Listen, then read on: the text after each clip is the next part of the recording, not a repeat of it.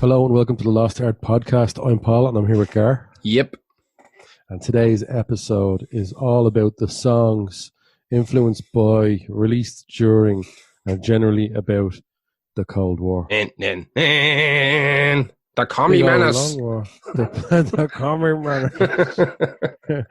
The Red Sky. Yeah, this is a new thing for us.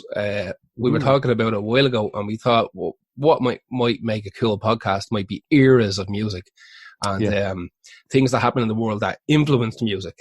And I think the first thing we jumped into was Vietnam. We instantly went, Vietnam, Riders on the Storm, instantly. But the more you look into it, Vietnam is just a wing of the Cold War. Now, Vietnam definitely is going to get its own podcast. It has to. We can't even talk too much about it on this podcast. It's a separate leg of the journey altogether that we couldn't do. But yeah, it's kind of funny. Me and you have been playing that Modern Warfare game a lot, and it kind of always reminds me of the Cold War still happening. Well, that's like I think the first two Call of Duty Black Ops are set in the Cold War as well. Now, are they? Full fucking, honestly, disclaimer, whatever you want to say, cards on the table. I fucking hate the Cold War. I think it's very interesting, but I can't watch Cold War movies. I hate playing Cold War games. I hate the setting. I fucking hate the setting. We grew up in it, but we didn't have any real problems because we were too young to know what the fuck was going on. Exactly, we had the clue what was going on. I do remember the time, and I do remember the visuals, like news. News was on all the time in my life, and I do remember Gorbachev, Reagan. And I just remember all of it. And I remember the music and the artists. See, it was hard to do this. Some of these songs are cheesy and some of them are not particularly not great. Not great. Yeah, some of them are a bit out of our own. Like, we're out of our depth doing this podcast. Yeah, maybe not. I think we'll do a good job of this one, actually. Yeah. But some of these songs are quite shallow as well, maybe. But still, we just figured, God, this war is like 50 years, nearly 50 years. Yeah. Properly. Some people say, it didn't end. Ooh, Reggie. I don't know. Yeah, cool. It probably didn't really. But I just figured, shit, loads of it's going to be 70s and 80s. So it's kind of cool. Anyway, this is going to be our Cold War soundtrack podcast. It was sort of the best of the Cold War. The best of the Cold War. Cold War hits. No, that's what I call Cold War 1. So we have a little bit of a history breakdown. Yeah, you should give a little. Give a little run through, just in case. I'm sure everybody's heard the term Cold War, but a lot of people might not know what was involved. The Cold War was a sort of 50-year-long war, or it's 46 or so war that started with the breakdown in relations between the USA and Russia, and how the aggression was there, but didn't manifest itself in a war between those two countries officially, because it would have been possibly the end of the world, because the both of them, for a good period of that Cold War, had nuclear weapons. So it would have been mutually assured destruction is the term. It's the term, yeah. Very important term.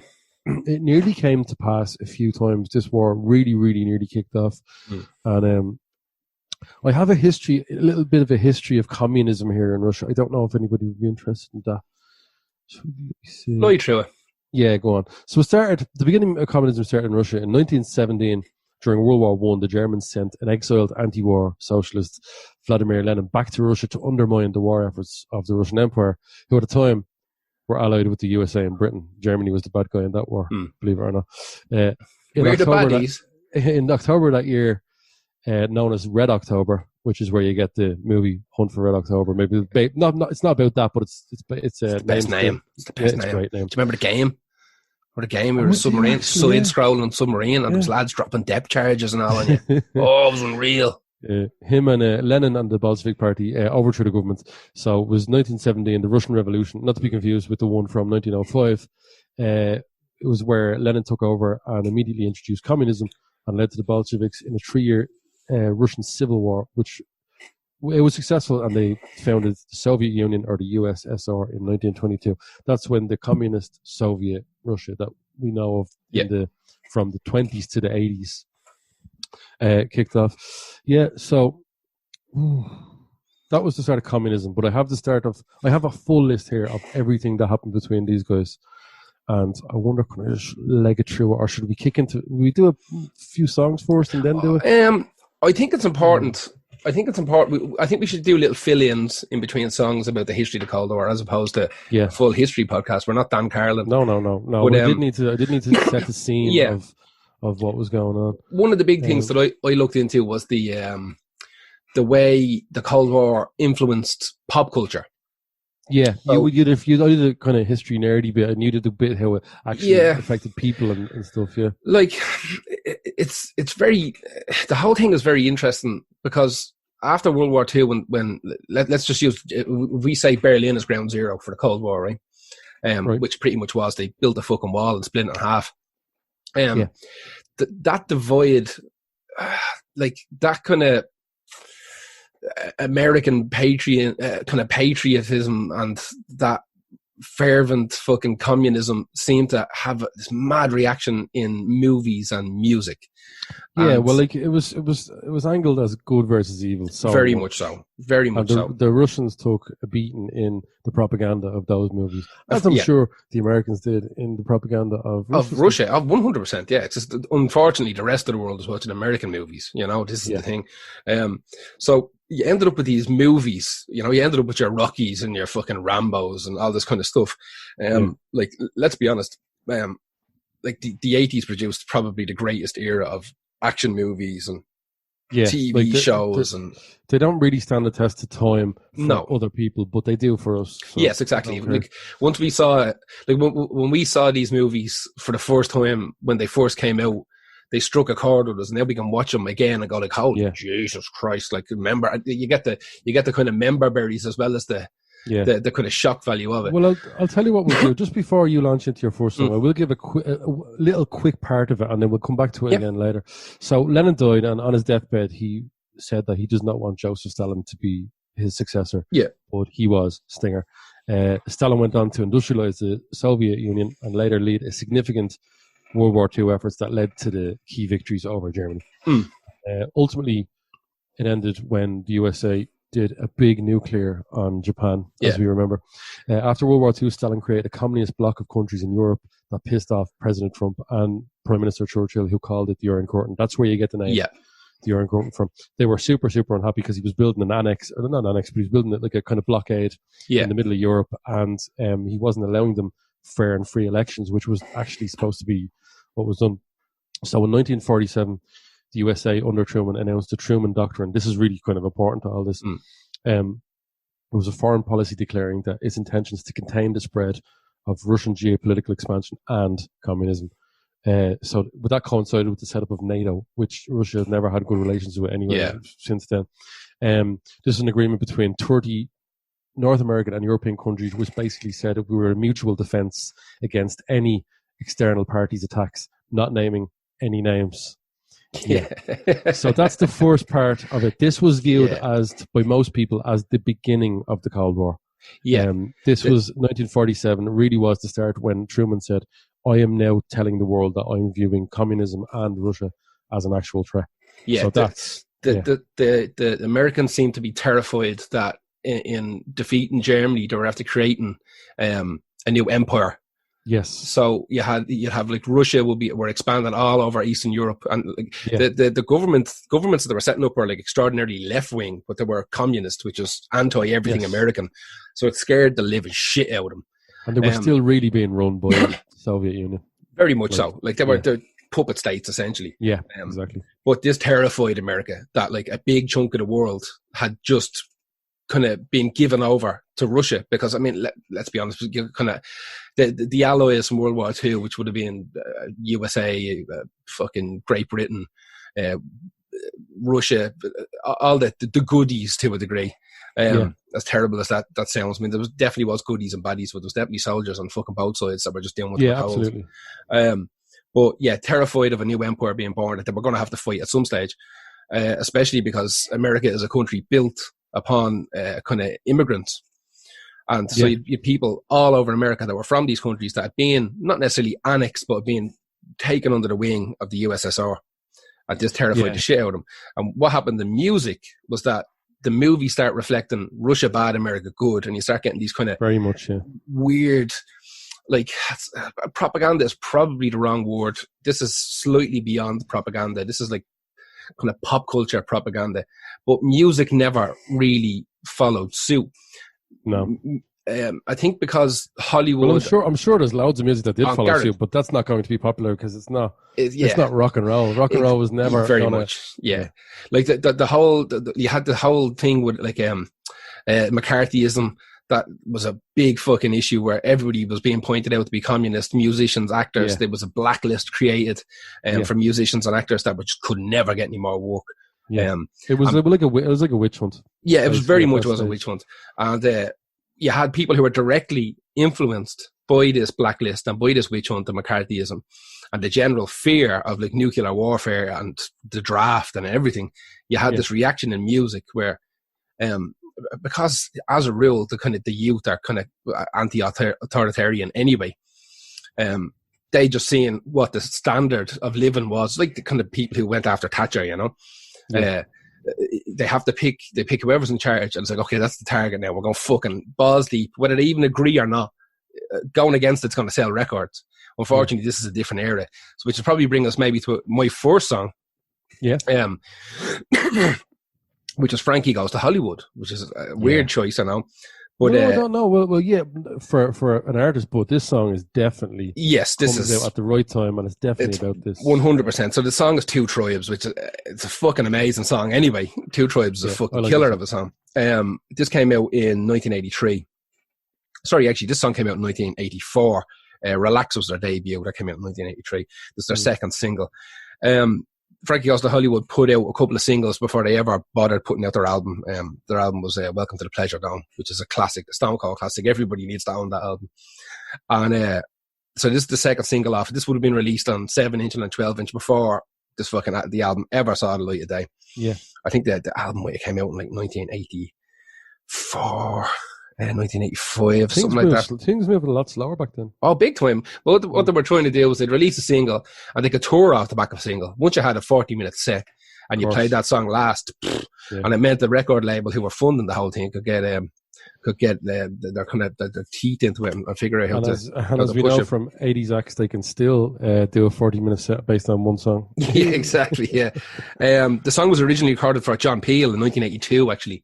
That song is doing the rounds. You can find that on YouTube. And it's much more stripped down, but the basis of it is completely there. The song, Holly Johnson, who's the singer and main songwriter for Frankie Goes to Hollywood, he said that he wanted the music, he wanted to have like an American riff and he wanted to have a Russian riff in there. That kind of show the two sides kind of going at each other. He also said that, yes, the song is about the Cold War and it's about nuclear warfare. He said, but it literally could be about like Batman versus Robin. In his own words, he said this could be... Like, initially I wouldn't have thought that this was about that, but like, or it could, like you said, it could be applied to so many things, not just any other war, exactly, any other conflict between neighbours. It doesn't really matter. Exactly. Teams, he said it himself that this could be Captain Kirk versus the Klingons. You know, it's like you kind of apply what you're kind of feeling yourself upon it. Lyrically, it's exactly what you fucking think. It mostly references to tribal warfare, and then you've got references to oil, the black gas, I think they call it, or the black water that comes out of the ground. There's generally a lot of stuff in there that's kind of evergreen, but because of the year that it came out in, it's most certainly about fucking Russia versus America. What I found very interesting, the original mixes have speeches from Ronald Reagan at the start of them, but it turns out it wasn't Ronald Reagan. It's Chris Barry, who's Rimmer in Red Dwarf. It's him, and they picked him because he done the voice for Ronald Reagan on Spitting Image. Oh, did he? Yeah. So they got him in. They got Rimmer from Red Dwarf in to do the voices. He done loads of voices. There's like 8 different mixes. Frankie Goes to Hollywood were swines for doing like different mixes. I think the shortest one is still like 4 minutes long or something, and that's considered to be the radio edit, when normally a radio edit would be 2.5 to 3 minutes. You can tell they just let those loops run for ages. Let it go even in Two Tribes. Yeah, but that's the way forever. Two Tribes is so great. Yeah, exactly. The video was directed by two of the lads from 10cc. Weird. I was only reading about them today. That's crazy. Isn't that fucking mad? That is mad. Two of the lads from 10cc started their own little video production company, and I think this might have been one of the first jobs that they ever done. But when you go back to it, you hear the kind of American riff, like that, like that's kind of American disco style, and then it goes into that kind of weird all over the place kind of stuff that's in there. Yeah. I think that's his idea of like the Russian influence coming into the song.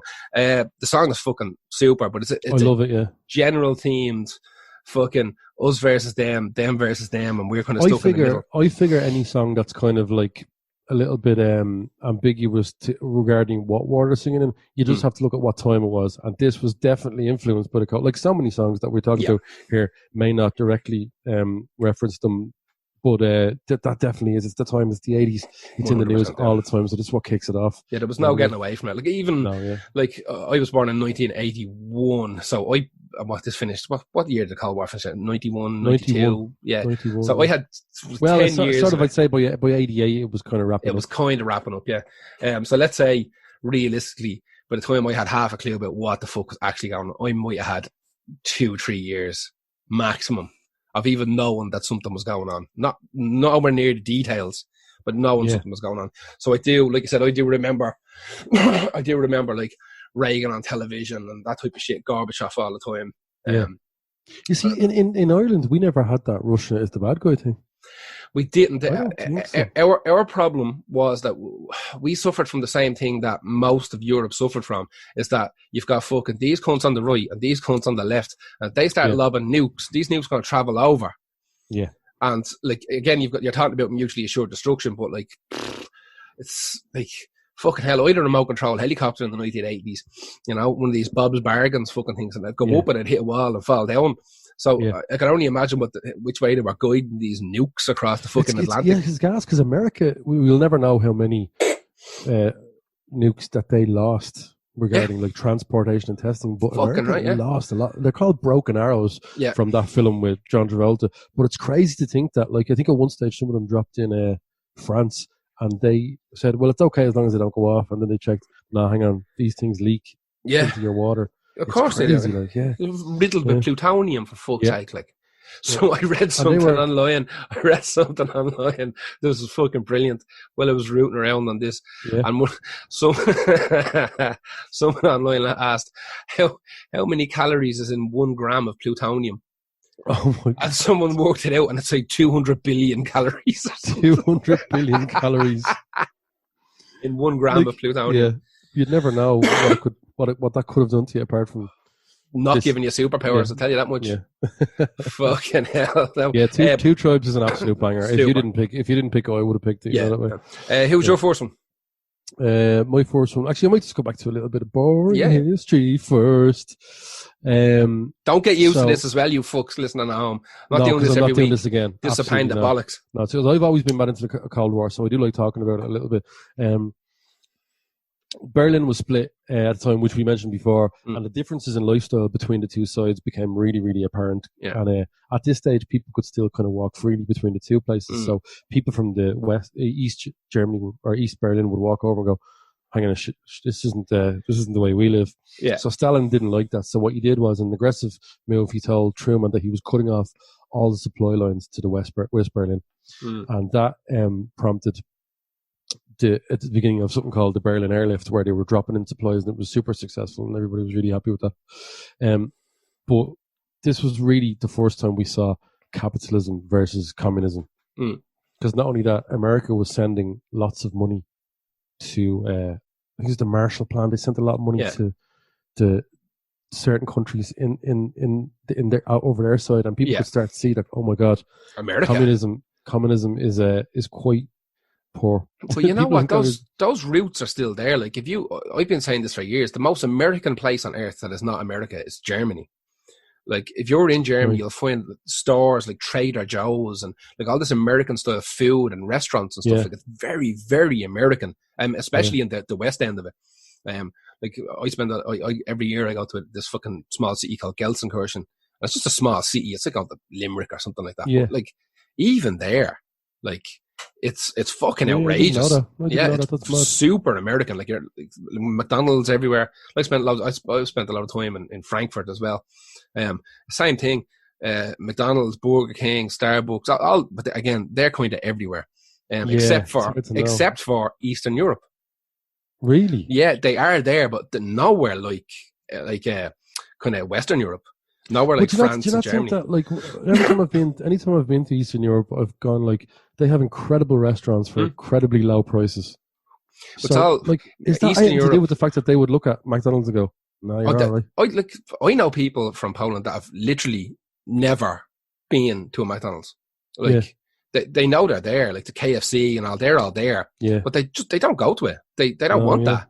If they're going out to eat, they find like some local kebab shop. That's what I'm saying. Yeah. But like, there's Eastern Europe has a very what would you say? They're big into starting their own businesses, and they're mad into like their own endeavors. You know, they're not too bothered with franchises. It's kind of like the right way to go, really. 100%. It makes for a more interesting city. I tell you that much. 100%. So, where was I? Oh yeah, 1949. Soviet had created their atomic bomb. This is the start of the scary times. And Stalin said at that time that a war between Soviet Russia and the West was inevitable. Now imagine the fucking top brass coming out and saying that. Like, that's crazy. So a year later, 1950, China enters. So Mao Zedong and the Communist Party Liberation defeated the Republic of China to take over. That created a ginormous extra communist state stuck onto, the side of Russia. And China and Russia in 1950 signed their own mutual defense treaty. Didn't they have a row eventually? Of course they did, yeah. Yeah, they had a big row. That was much later, yeah. Like, China is China, do you know what I mean? Like, of course. Wuhan! Around this time, Stalin made the north of Korea communist, while the West made the south of Korea anti-communist. So that's why we have that shit show. Yeah. Like, began, you know what I mean? There was a big thing to try and get, to try and stop North Korea from annexing South Korea there for a while as well. A big, like, world push. The Korean War is its own thing completely as well. Yeah. Like, that is, Jesus, the shit that went on there as well. Like, that's another thing as well. We can't go into that too much over Vietnam. But with Russia's help, the North invaded the South. NATO got involved. China got involved. And the USA considered nuking China at that stage. But I think it was Truman that said, no, we're not going to do that, because the military were like, we have to. Mad into the nuking at that stage. Of course they were. You know, it's one bomb, all gone. But that's it. Anyway. That's literally, like, it's like patching your computer. You know what I mean? Windows has an update that's going to stop the big cocks arriving on your screen. You know, your antivirus update. All right, press that button. You know, there's a country full of these pain in the bollocks out there. Press that button. That stops. Like, goes away. So crazy, yeah. Yeah, I'd love a button like that. Yeah. Like, remember that they did, like, have software like that gets rid of crap on the computer, and there was a big nuke button, nuke all the trash, nuke all that. Anyway, in 1953, Eisenhower replaced Truman, Stalin died, and Nikita Khrushchev came into power. And initially people thought that it was going to be a little bit better with him, because he was kind of more into, like, the freedom of expression, but he hated stuff like poetry, jazz, and modern art. So he was pretty sound in that regard, because all those things I'm not into. The spy game started to ramp up massively at this stage. This was just sleeper agents in either place as well. Quadruple age. This is where the terrible films are set. Yeah, and this is back to what you were saying earlier. Khrushchev can create an environment where popular culture was seen as imperialistic, Western and capital. But then on the USA side of things, accusations of communism was like a witch hunt, like we were talking about earlier. McCarthyism, so it was like, it was really just as bad as each other. It wasn't like, oh no, those dudes over there are okay, but it's just their government. It's all like, it's Russia this, Russians that. Yeah. You know what I mean? It was everybody versus everybody, essentially. Yeah, I'm coming up to just the last little bit of this, so I'll just fight right through it, because I'm bored listening to myself trying to be a historian here. And I want to go back to the music. Man. In 1957, Russia launched Sputnik. That was a big deal. Yeah. It was the first ever satellite, and they also sent the man Yuri Gagarin into space in 1961. After the dog, the poor fucking dog. I know, yeah. What was it, Laika the dog, or Laika the dog? Little jacker. Like, and they left her up there to die, the cunts. Space dog. Fucking left her up there to die. There was apparently, I was reading something about this before. They could have figured out a way of getting her home. That would have taken ages. And it's Russia. Like, how much does that cost for a dog? Yeah, a dog, no. But apparently they're mad into that. saying that, no, yeah, that's not fair. And in saying that, America is the same. Like with the chimps. Oh, hundreds God, of, yeah, exactly, hundreds of chimps they kill and videotape them. Jeez, you couldn't get away with that now. No, you couldn't. You couldn't. Not at all. You couldn't even call a fucking a chimpanzee a curse word now without somebody coming after you. Yeah, we'll have to be careful. During this time, atomic bombs became hydrogen bombs. Big deal as well there. Yeah. And just the last little point before we move off, this was a big deal as well. The Checkpoint Charlie incident. Yeah. Where Soviets were winning the space and arms race, but at a massive fucking cost to like the lifestyles. And the division of wealth between the sides meant that there was a massive exodus of people from East Berlin to the West. And they were able to move freely at the time. So I think Khrushchev said, right, we're building an actual wall, and that's the Berlin Wall job. Hundreds of Berliners died trying to cross that or get across while it was being built and stuff like that. The problem happened when Russia stopped letting diplomats cross it. So Kennedy sent tanks up to Checkpoint Charlie and just pointed right across. Khrushchev sent tanks right there, and for 13 hours, tanks were just aimed at each other. Anything could have kicked off during that 16 hours. So Kennedy called Khrushchev and said, you inch back a little bit, we'll inch back, and eventually that got that sorted. So that's the first half of the history of the Cold War, as far as I'm concerned. Done. There's a second half we'll get into later, but I'll just quickly run through what song I picked. And it is Land of Confusion by Genesis. Fucking love this song.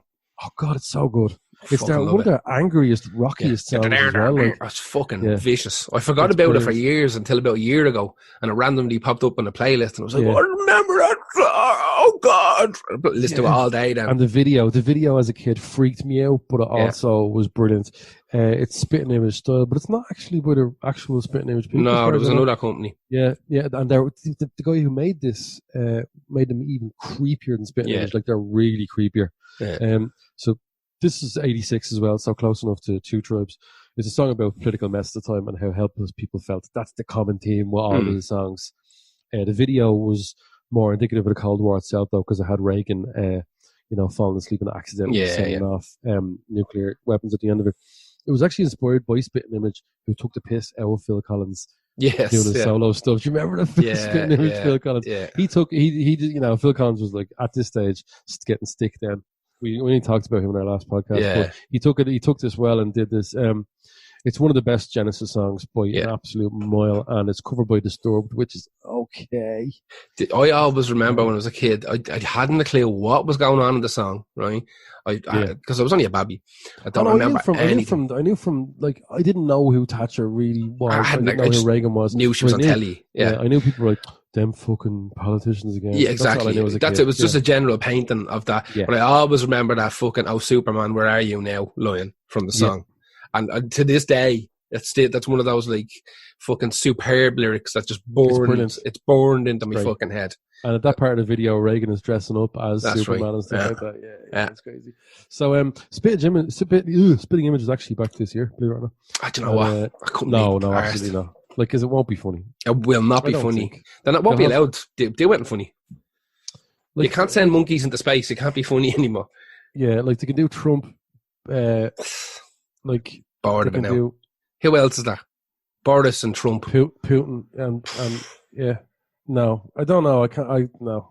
Anyway, look, that's Land of Confusion, and Spitting Image is better, probably left in the past. Who's your next one? My next one is kind of a quick one, to be honest with you. It's the Sex Pistols with Holidays in the Sun from October 1977. So we're going back a tiny little bit more even. This is the fourth single off Nevermind the Bollocks. I've been very vocal before. It's not that I don't like the Sex Pistols. I think they were more important than they were good. I think they have one actually good song, Buddies, and this is definitely not one of their good songs. This is an interesting kind of theme. It's very loose. I mean, it's a fucking Sex Pistols song. It's not going to be overly political. It's going to be really basic. They excelled at keeping everything so basic that everything was open to interpretation. Exactly. Yeah. So this song is about they'd been floating around as a band for a little bit, and they were sick of being in London. They wanted to get out of London and maybe record or do some gigs, just kind of hang out in another city for a while. And I think they wanted to go to Paris or something like that, and they couldn't get it together to go to Paris. And they ended up going to Berlin.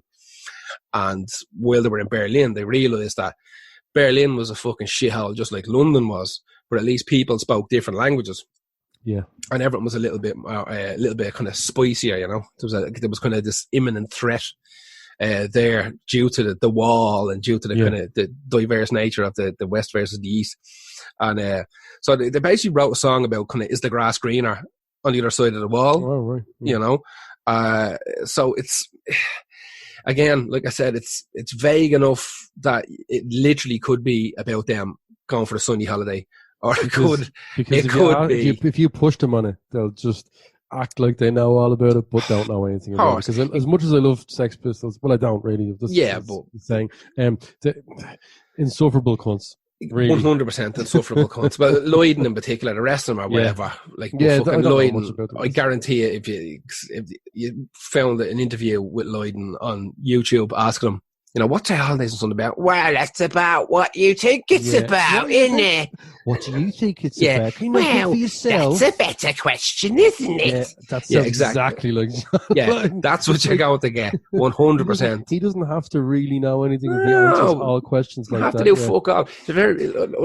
Unfortunately, he's a very important man in music, and he's a very unpleasant man. It's a great impression of him. Yeah, he's just a horrific cunt. That's a question, isn't it? Like, yeah, he's one of the Skeksis from fucking Dark Crystal. That's what he is. He's the song itself is interesting. It's not terrible. It's not great.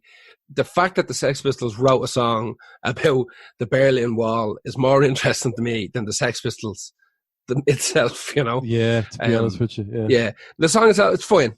It's fucking fine. This is also from an era where like people were releasing like 6 singles off fucking albums, so this is the 4th one off that. They went to Berlin and saw what the fuck was going on and how the West Berlin was completely insulated from East Berlin. So then what do you think about London now? Yeah. Let's think about London now, where you can actually move freely and there's not an air of... Yeah, would you like to go back? Would you like to go back? You know, where half the city's not missing, you know? Yeah. No. Would you go back? That's the better question. Exactly. No, I quite like it here, actually. I like it yourself. Yeah. I'll have you over for tea. And are you staying here? Then I'll go there. Yeah, he's a fucking cantankerous, miserable bastard. Yeah, he's an absolute melt. I like him in a way, but I believe it's not butter. You fucking prick. Anyway, that's the Sex Pistols, Holidays and so on. Who is your next one? Next one's a massively important one. It's Scorpion, Winds of Change from 1990. I love this fucking song, man. Like it's so cheesy, but it's so horrific. Good. It's horrific. Like all other German music, it's fucking horrific. Yeah. So it's like you just said, German. It's a power ballad that envelops the feeling of the fall of the communist government. So we're there already. We're jumping forward to that for a moment, and the hopes for a change. A lot of people think it was about the Berlin Wall and the reunification of Germany, but they said no, it's literally about like the start of the fall of the Soviet Union, which then obviously led to that anyway. Yeah. They wrote it in Moscow in 1989. Really? Yeah, they wrote it in Moscow in 1989 after being the first hard rock band to be allowed to play in Russia. Hard rock my hole. They have a few riffs. Rock You Like a Hurricane. Rock You Like a Panzer Tank. Fucking them, to be fair to both of those two songs, they're fucking savage. They're fucking deadly. Savage, yeah. I like Scorpions, they're grand. They have a few, they changed around a few times in the late 80s and 90s. Yeah, we talked about them. We did, didn't we do... they also have some horror shows and songs. Horrific show. You pointed it. What was the song you I can't remember. The Blue Box or something like that. This is the worst things I ever heard in my whole life. They're just like, let's be like an industrial fucking like synth pop band. Yeah. All right. Shave our heads on. All right. Yeah, they wrote that after they played the Moscow Peace Festival in 1989, which also had like Skid Row, Cinderella, Bon Jovi, Motley Crue, Gorky Park, I think they were a Russian band, and Ozzy. And they said that that's a good line. They were absolutely, yeah. They said that they were blown away by the fact that Russians instantly just loved it and were into them, despite the fact that they'd fought them in 2 wars. Like, but the lyrics of that song are obviously the famous ones. Followed the Moskva down to Gorky Park. Ray says that was mad weird. It's mad cheesy, man, but it really captures that optimism, and the chorus is so big. Like if you could see this chorus coming from the start of it, it would be tidal wave over your head. You're like, if you were just like, if you knew what was coming after that. Actually, it's a funny fact about that intro. They sent the original one to the record label. They went, absolutely not starting with a whistle. Really? You're not starting a song with a whistle. You just start with a raring guitar version of that. They tried it and said, it sounded like shit. So we'll meet you halfway. We'll put a kind of cleanish guitar playing over. Yeah. The melody's so fucking good, man. I absolutely love it. It's absolutely one of those once in a lifetime things. I'd say whoever wrote the song in the band was just messing around one day and they were like, and their nipples got hard and they just fucking ran down to the fucking the telephone booth or whatever, right? I've made it. It's happening. This is it. Like, but that's why I think they're always going to be popular in Russia. They were one of the first rock acts to like play their 89, like proper rock. We'll touch on later some of the other bands that did it. But here's a weird one, right? They were invited by Gorbachev to come over in 1991. Personally, when he was in the middle of like some serious fucking shit that we'll also go into later. He was probably at that gig. I'd say he was. I'd say Gorbachev's a bit of a rocker. He's also, I think he was also at the, I can't talk about that right now. They personally gave him 70k from the royalties for Winds of Change. They gave him 70k? They gave him 70k because I think he knew that Russia was in a bit of a state at that stage. Now, I don't know what 70k is going to get you in Russia. Who knows? I don't know. One of my favourite foods is from Russia. Is it? What is that? Yeah, the pierogi. Pierogi. Pierogi. The one I eat, it's called a ruski. It's like a Ruski. Yeah, ruski. It's literally just it's like this weird cheese that they use in Poland, and it's like mashed potato in like a little pastry, and you boil it, and you can eat it boiled or you can fry it with like onions and sour cream, and it's absolutely 10 out of 10. That sounds incredible. Absolutely outrageous, and I could eat them. I had 42 of them once. And, Jesus Christ! Yeah, do you wonder why your stomach just be in bits? Yeah, I had 42 of them one sitting, but that was the first time I ever went to Poland, and me Mrs. Ma was looking at me. And she just kept putting them on the table. If he dies, he dies. That's what it was like. They have this thing where they have to feed you, you know? It's like your granny or something. It's like, you're hungry, listen, you just fed me. Go on, have a biscuit. I wonder, is there a stage where if you kept eating, would a granny go, oh God, maybe he's had enough? Exactly, yeah. No, because I don't think they will. I don't think they ever will. They keep going, oh, he's still hungry. I have not fed him enough. I have 42 of them. And the ma was like, fucking, even she played it down, but then a year later, she was like, I never seen anybody do that before. And I was like, I was just doing it because she kept saying to eat more. Like, I was in bits for days afterwards. That was a little standoff between you and the family. Yeah. That was our own Berlin Wall made a pierogi, yeah. Anyway, that was Winds of Change by Scorpion, one of the best sort of newly post-Cold War songs about the end of it. Who is your next one? I picked Barry McGuire with The Eve of Destruction. Yeah, tell me about this one. So this is it was originally written by a guy called P.F. Sloan in 1964. Now, Barry McGuire's version came out a year later in 65. The song itself it's kind of been hijacked by Vietnam. It's very, very much looked upon as a Vietnam song, but it's not. It's a general, all-round fucking bang, and the still a bang and the dirt is gone type of, covers everything from the Cold War.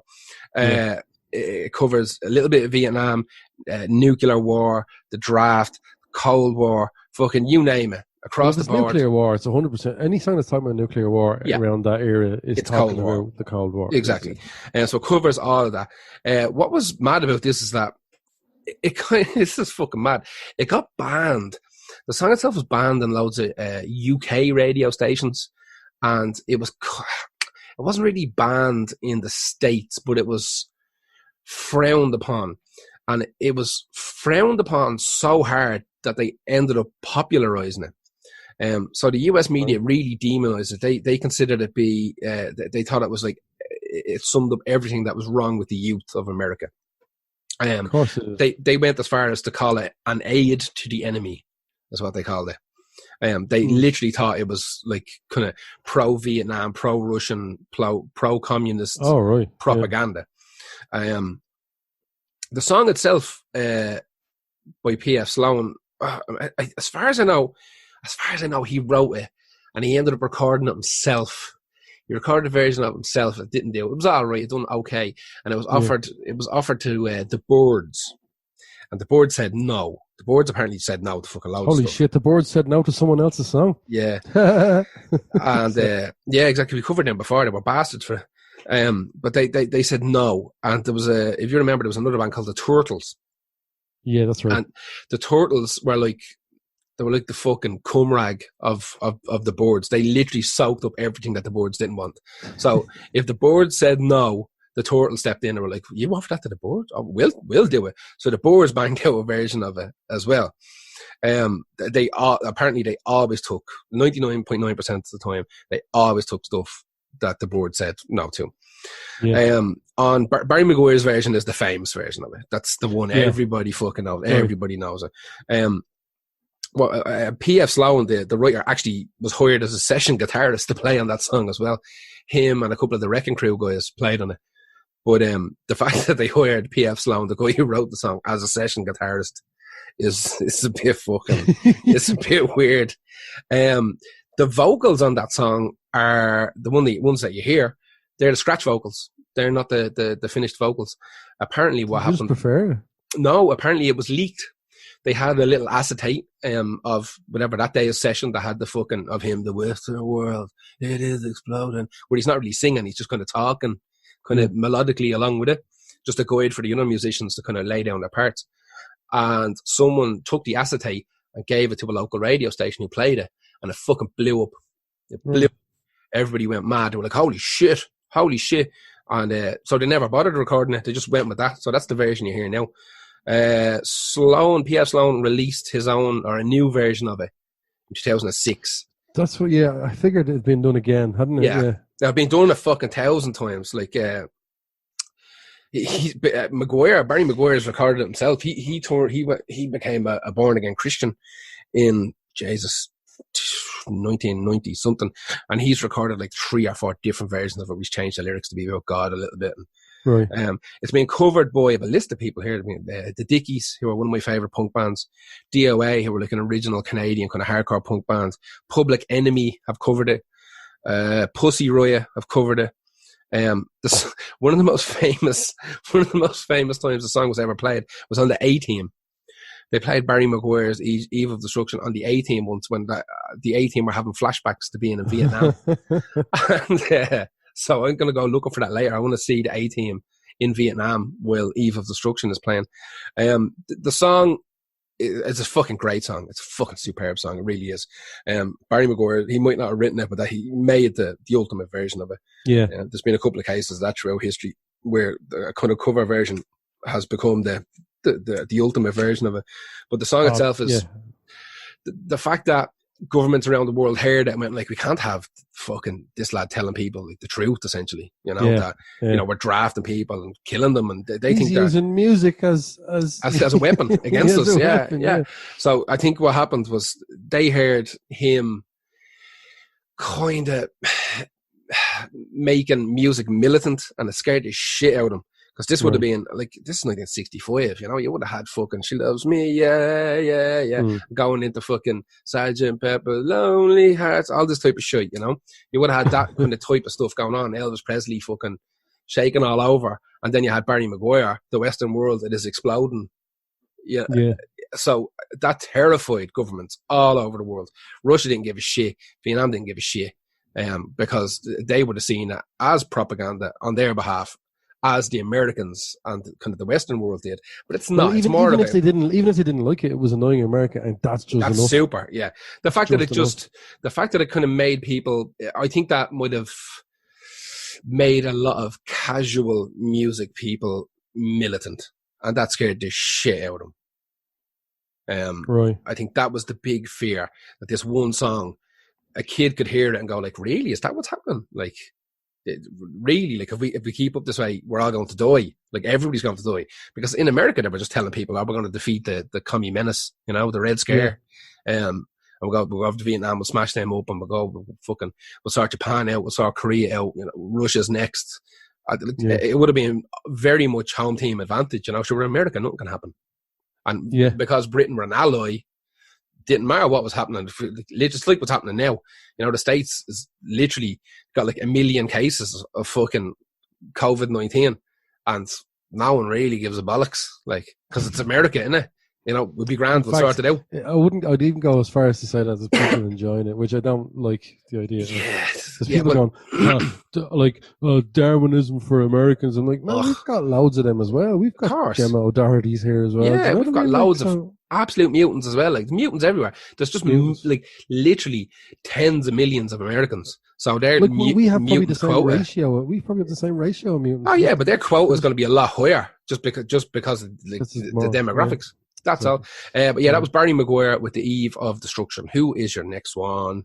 My next one is an absolute banger that has appeared before, but for completely different reasons. It's Killing Joke 80s. From 1984. So again, back to that mid-80s just thing. This is just one of those incredibly sarcastic Killing Joke songs that just lampoons and has digs at the whole, I don't want to say establishment, man, but like to listen to it, you wouldn't think it's about the Cold War, but it absolutely 100% is, because the cover art on the single has the two flags, and in the video, Jazz Coleman is standing there on a podium with the USA flag draped in front of it, with the USSR flag behind them. Also, the clips of the video show Reagan and Brezhnev and stuff like that. This is the one we mentioned before, because this song is the one that Nirvana stole the riff for. This was written in Geneva in their lovely little place they used to love and go and just chill out and stuff like that. He heard the lad, Killing Joke guitarist, what's his name? Jesus Christ.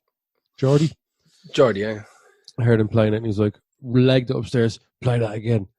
Got this. Yeah. So it has the lyric, I'm in love with the coming race. Could mean the arms race, but it's also apparently a book that Jazz Coleman was reading called The Coming Race, which was from the 30s, I think, like that.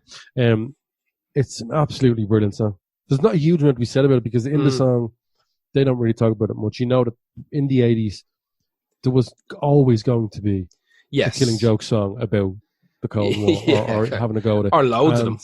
And it's also loads of them, but this is their second biggest song they ever released, as far as I know. Like, next to Love Like Blood, this is probably the next. Yeah, definitely. Is this off Killing Joke, is it? Or is it off this is just a single, and I know it's on Laugh. I nearly bought the compilation, but I couldn't find out what album this was off. It's probably just a single. The single artwork is great. But that's just a quick short one, and Killing Joke 80s, because I couldn't not put it in. Oh yeah, big time. The video alone with the two flags and the podium, and they have other mad stuff like. Did he have a projector projecting on him as well? Didn't he? Willie had the flags on him. That was something weird with the lights. That was Love Like Blood, I think. Was it? No, I could be wrong. Actually, there was clips of like dog weddings and stuff. Mad shit. Just mad gear, and female bodybuilding championships and stuff like that. So just mix it all up into like this is the stuff that you devour on television, man. You know? Yeah. So listen, who's your next one? My next one is Kate Bush. Oh yes. And the song is Breathing, from 1980 off the album Never Forever, which is her first #1 album. This is the album that Babushka came off. Breathing's still a big song for her, but Babushka was obviously a fucking massive song. And a crack a can. Yeah. It's so unprofessional. I can't drink. I'm having fucking woman's troubles. I can't. Are you? Yeah. Yeah, I have fucking pains and all. I've got pains as well. I'm only having one I'm drinking water here. I'm only having one small. You need that. Don't feel too no, it's grand. Jealous. It's still early. So this song is about a fetus in the womb while nuclear bombs are dropping. Yeah. And it's fucking mad. So it's told from the point of view of a fetus. So the fetus can hear the bombs dropping, and it can see the flashes through the belly into the womb. Yeah. And it's talking about the chips of plutonium are twinkling in every lung, and please just let me breathe. So it's unusual. Yeah, you don't want that. Yeah. What's mad is the video for it. Go and look for the video for it. The video was Kate Bush in a womb singing. I think I remember the video. Looking at the fucking war. Through a belly button window or something, I can't remember. A belly button window, a belly button window. Yeah, belly button. This has the honor of being the only song I know of that's sung from the point of view of a fetus in a Well, room. no, it's not. Why? No. Massive Attack Teardrop. Oh, yeah. I know that was the video and all. Is that what the song's about, though? The song is apparently roughly about, I don't know, like, some people thought it was an anti-abortion song. They came out and said, absolutely not that song at all. Couldn't tell you really what. I need to know Remember what the Teardrop video was about. was the fetus. It used to freak me out. Yeah. Don't like Well, them maybe fetuses. it's probably not, maybe not sung from the point of the fetus. Yeah, this is the No, only yeah. one I know of. I know the songs about fetuses, like, what's that? Kurt Cobain actually named his kid Francis Bean, didn't he? Because the fetus looked like a jelly bean. And he had a song, roughly, I can't remember what the fuck it was called. I know another fun fact about this song. Yeah? I picked this song Yeah. for another podcast Really? for this exact reason about Oh, war. fucking hell. And the reason you don't remember that is because you tuned out because you were like, you dickhead. You were like, oh fuck. You remember what we did? We did it on an episode that both of us, the Magical Journey episode. Oh, So for real? I tried to tie this to I think it was to People just got that Magical Journey one for free, actually. Cool Keith's birthday was on the same day as they signed a treaty, and you were like, "Oh, would you fuck off?" Fuck yeah, that was one of your big reaches, you prick. I had that producer worked on this, who fucking, there's a tape up on that album, worked on this album, and that fella was in this band. But I tried to be all logical about it, and you're like, nah, man, same day, like, on the other side of the world, this single came out. On Cool Keith's birthday. I linked Cool Keith to Kate Bush as far as I know through this, and you were like, that's why you tuned out. You were like, fuck. Absolutely not. Yeah, I probably just cursed at you for 10 minutes while you talked. Yeah, you did. It wasn't as bad as linking The Cure to a different band. You really lost it at me then, but that was fun. All good times. Good times. You know who else is human and breathes air? Well, it's this fella. The Wild Hearts. Yeah, exactly. Yeah. You know who's been on a stage before with guitars? Yeah, so that's Kate Bush breathing off Never Forever. It's a cool little song. It's weird. Yeah. But the fact that it's about nuclear bombs dropping and the year came in 1980, we have to assume. 100%. No, it is 100%. We have to pull it. You don't hear songs about nukes anymore, do you? Unless someone did them about, like, the Korean testing their stuff out. Yeah, if he would write a song about that, that'd be stupid. Or, I suppose there could have been some with the Iran kind of... Maybe. Iran, maybe fake nuclear weapons and all that shit. You know what? It's only cool if it's really as strong as the Cold War. Yeah, which is super strong, to be fair. Yeah. Yeah, I don't know. I don't think they did. I don't think, like, unless they were singing, they probably did sing songs about, like, Libya and stuff like that. I don't know. In Libya. Yeah. Yeah, in the places this shit happens, I guarantee. Kate Bush sings songs in the labia. Oh. Who's the next one? Actually, before I go into the next one, I'm going to do a second half of this. Okay. Little down history road. So this is 1959, and Fidel Castro, with the help of Che Guevara, overthrew the Cuban government, which meant that they had a communist country right on the USA's doorstep. Yep. Oh, USA did not like that. No crack, couple of miles off. That was a Florida coast, isn't it? Yeah. They said that's it, we're taking that back. But at the last minute, Kennedy pulled a few people back and didn't send as many people as he was going to. That led to an embarrassing defeat at the Bay of Pigs. If you want to know more, Bay of Pigs is madness. Yeah, you can either read up about it or watch 13 Days with Kevin Costner. 1962, a USA spy plane noticed that Cuba had nuclear missiles, which had actually been given to them by Khrushchev because they were only medium range. And Castro was like, well, give it them to us because we're close to certain people. Yeah. And I think at one stage I read that Castro said, I want to launch these nukes at America now. I don't care if they bomb Cuba. I just want to launch them. That's hearsay. I'm fucking dying to do it. I'm dying to do it. I think Khrushchev was like, they'll bore in Cuba. He's like, don't give a fuck, it's worth it. Yeah. I don't know. Anyway, Kennedy threatened to sink any Soviet ships that were heading for Cuba. Yeah. Russia readied its nukes at that stage. USA then readied its nukes. And for the first time the world ever saw USA at DEFCON 2, which was the one before it is war. Yeah. Little side note about Vasily Arkhipov prevented a nuclear sub from firing its nukes just as the USA was about to invade Cuba. A year before this, he had prevented a meltdown on a sub itself, and he was kind of like sort of a hero for doing that. But he was exposed to, like, him and his crew were exposed to some serious, like, they stopped the meltdown on an actual sub because something had leaked. But then in 62, he prevented World War III after his sub had lost contact with Russia. They presumed, half of the crew presumed war was already happening because the lost communications or something. America was dropping those things.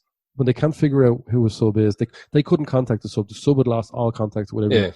So they dropped those depth charges that lift a sub up. It doesn't I don't think it damages it. I'm not really sure, but it lifts it up. They presumed, half of the crew and half of the officers thought, this is it, we're getting attacked, launch the nukes now. And he said no.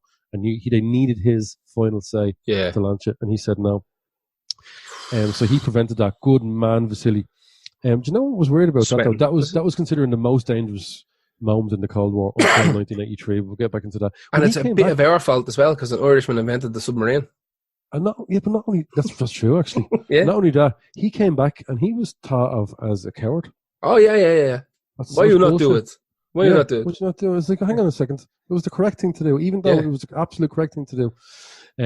Just as the shit was about to hit the fan, Khrushchev called Kennedy and said, "If you take your nukes out of Turkey, I'll take my nukes out of Cuba." So that was the mid-range ones sort of done. It was a little thing. In 1963, they set up the Washington-Moscow hotline that won just directly from his office, the Oval Office, presumably, to the Kremlin. And they signed the Partial Nuclear Treaty Test Ban, which I think is the one before the Kate Bush Kill Keats thing. There's one of those phones, or sorry, two of those phones in North and South Korea as well. I was watching this documentary. That's right, porta cabins. They're like 10 feet away from each other. That's right, yeah. And they just have these two phones, and it was North Korea that donated the phones. And they only donated the phones a couple of years ago, and you want to see them. It's gas because the big, like, South Korea has Samsung, the creator of phones. North Korea showed up. These fucking, like, not short of having to wind them up. Like, they're full on, like, they're rotary phones, I think. And two tin cans with, like, a string around them. And and they had to they weren't allowed over to install them or something like that. I think they had to hand them over and with, like, an instruction book. That checkpoint is mad as well. That's another checkpoint Charlie as well. That's another checkpoint Charlie set up, like, sort of thing where I think every week or so South Korea has to go up with, like, a load of dead bodies and go, these came down the river, these belong to you, and they're like, whatever. We'll get. I think they always deny, don't they? They say they're not ours or something like that. They're not ours. They didn't try and escape. Yeah, no one wants to leave. You might go. They did try and escape. They're dead now. So do you want them back to give to their families? No, they're not ours. No. I think that part of that documentary I watched, this cool thing where a lot of South Koreans go up to the border and they fly drones over with USB sticks with, like, Friends and Seinfeld and stuff on USB sticks, and, like, bits of, like, news, and because they obviously the internet is, if it exists in North Korea, it's in shite. And you can only get onto NorthKorea.com, you know. You should send over copies of Old Boy, the best thing that ever came out of Korea. Apart from Samsung phones, I suppose, are fairly good. Yeah, exactly. There was what was the other thing? But the city in North Korea, the first city that's over the border, is fake. Oh, amazing! Yeah, it's like a propaganda fake city. Yeah, it's made of wood. It's like some sort of Hollywood set. That's a huge thing in communist regimes, to show off that you're doing better than you're doing grand. When all the money isn't going to people, it's going to just showboat. Basically, it's keeping up with a big international keeping up with the Joneses kind of thing. And that's not saying that America and England didn't do it. England did it as well. Yeah, but they got the money to back it up. They could do both. They did. Like, North Korea, literally famines, people dying, and they're like saying everything. They're making movies and shit. Who was the guy? Was it North Korea? Huge man now that's dead, Kim Jong-un, yeah? Is he dead, they think he's dead. There hasn't been a peep out. South Korea said he's not dead. Really? By the time this, there's no point in talking about this, but the time it comes out, we'll know. We'll know. Who was his dad? What was his name? Kim Jong-il. Il, wasn't it? Yeah. All right. Yeah. Was it him? I think it was him that had, like, the world's largest collection of whiskies. He was a Hennessy man. He'd get it brought in trains. Yeah, there was like a certain percent, like a large percentage of the world's Hennessy production goes straight to him every year.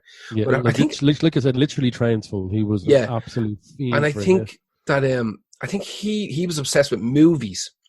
And he made his own cinema. Yeah, he made this monster movie called fucking Gorkhan or something like that. Oh yeah, and it was like It was a Godzilla, like a Godzilla type of thing. Yeah, and it's all right. I watched it. He funded it. That was actually shown at a festival a few years ago. Was actually. it? I watched it. It was all right. It's just garbage, big monster movie, like, but it was cool. Yeah. But yeah, he was one of these guys, like, as the world's greatest golfer and the world's greatest basketball player, the world's greatest director, the world's greatest writer. He was that level fucking mad. The son is maybe only half that mad, but the fact that he was making his own, like, he created his own fucking industry, his own Hollywood. Like his dad was a nutter, but not as mad as Kim Jong Il was the one that's just outrageous. Yeah. I think it's Jong Il, isn't it? I think it's Kim Jong Il. Yeah, I think it's Kim Jong Il and Kim Jong Un or whatever. I don't fucking know. Anyway, yeah, that's my fucking off ramp about North Korean monster movies. Well, like I was said, like skipping sort of too much North Korea, although so much fun to talk about. We don't know any of their music, but if we did know it, they would be bigger than U2. There's loads of bands that are bigger than U2. Yeah, okay, fair enough. So we're gonna skip Nam because it's just too significant and too hard to get into. Yeah. But it was kind of significant in the terms that it was the start of the proxy wars, where it was like, stop hitting yourself, like holding someone else's hands or whatever like that. You know what I mean? Like that's not what that is actually at all. But the proxy wars were where they were having a go at each other through other countries, funding other countries to fight other countries that were influenced by Russia and stuff like that. It's a really quick way to fuck each other off. Yeah, that's where they got messy as well. Yeah, just that's where they didn't have to lose any of their own troops as well. Like, Jesus Christ. So fast forward to 1972, where it's then Nixon and Brezhnev in power respectively. They realized that neither of them could afford to showboat anymore. So they began signing treaties during a period called the Dente, I think it's called. Yeah, Dente. So there was SALT 1 and SALT 2 were the treaties that were signed to ease tensions. But then Russia invaded Afghanistan to protect communism, and Reagan was signed into power, and he just absolutely was having none of these Russian lads. He was like, no, proper thick-heading them. Instantly was starting calling the USSR an evil empire, which just absolutely did not help. A lot of people think Reagan was like, his politics were just dog shit for this as well. Like, things were starting to look a little bit better, and he came in and was like, no, absolutely not.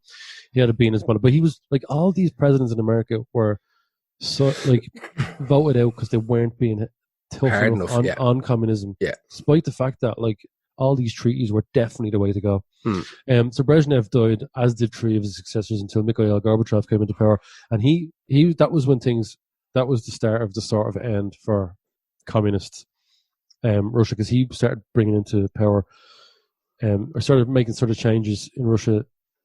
The movements called Glasnost and Perestroika, which mean openness and political restructuring. Those are the two biggest things. Yeah. That was in an effort to revamp the economy, because he figured that Russian people weren't happy doing the jobs they were doing. Yeah. He wanted if they had happiness and stuff like that. So just before I go into the next bit that Gorbachev did, we're going to stop there, because in 1983, the thing I talked about earlier, Stanislav Petrov was another absolute legend who stopped another nuclear war happening by guessing correctly that the Soviet missile detection system was actually malfunctioning and not the USA attacking like it said. He decided to go against what he should have done, which was to launch an immediate counterattack, because he looked at it and said, hang on a second, there's only 5 missiles coming towards us. If they were attacking us, there would be more than 5. More than 5 little missiles. So he was spot on and prevented World War III. So that's the second legend from Russia who stopped it.